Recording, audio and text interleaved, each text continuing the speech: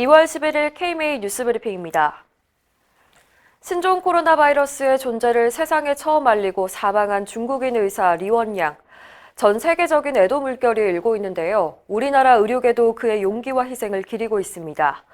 대한의사협회는 리원양을 추모하는 UCC를 제작해서 세상의 모든 사람을 위했던 그의 용기와 희생을 잊지 않겠다고 추모했습니다.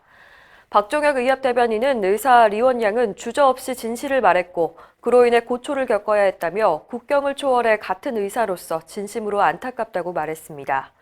또 그의 숭고한 희생으로 중국의 보건의료는 물론이고 언론의 자유가 전환점을 맞게 되길 바란다고 밝혔습니다. 한편 어제 하루 동안 확진자 1명이 더 늘어나서 오늘 오전 9시 현재 28명이 확진 판정을 받았습니다.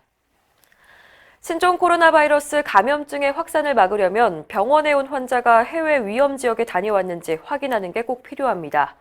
의사들이 자기 병원에 ITS, 즉 해외 여행력 정보 제공 프로그램을 깔면 알 수가 있는데요.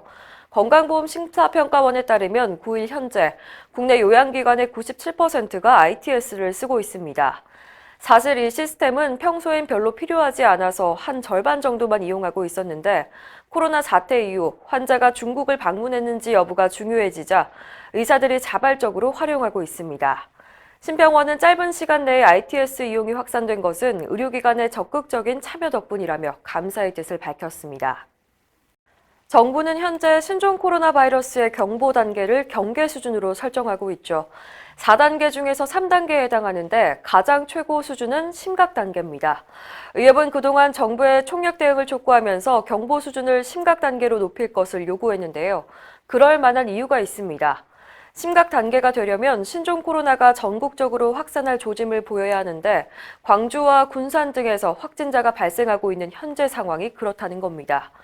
심각 단계가 되면 대응 수준도 완전히 달라집니다. 지금은 보건복지부 중심으로 대처를 하고 있지만 심각 단계에선 모든 정부 부처가 총동원됩니다. 의료인과 역학조사관을 동원할 수가 있고 격리병상을 추가 확보하거나 교육기관의 휴원을 검토하는 것이 심각 단계에서 가능합니다.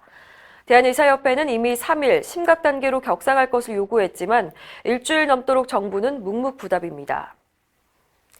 국가적 재난 사태를 틈타서 자기 배를 불리려던 사람들이 붙잡혔습니다. 식품의약품안전처는 보건용 마스크 150만 개를 숨겨놓고 비싼 값에 판매하려던 유통업체를 적발했습니다. 이 업체는 인터넷에 마스크 105만 개를 현금 14억 원에 판매한다고 광고했는데요.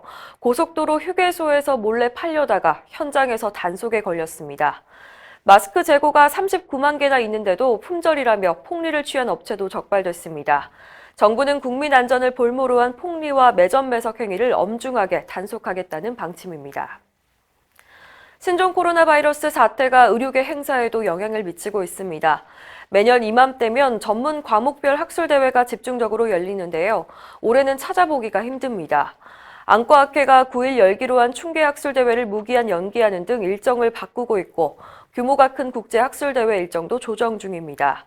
대한의학회는 회원 학회들에게 공문을 보내서 학술대회 일정을 조정하거나 연기할 것을 당부했습니다. 의협 산하지역 의사회들도 정기총회 개최에 차질을 빚고 있습니다. 일부 의사회들은 총회를 서면으로 대체하기로 했습니다.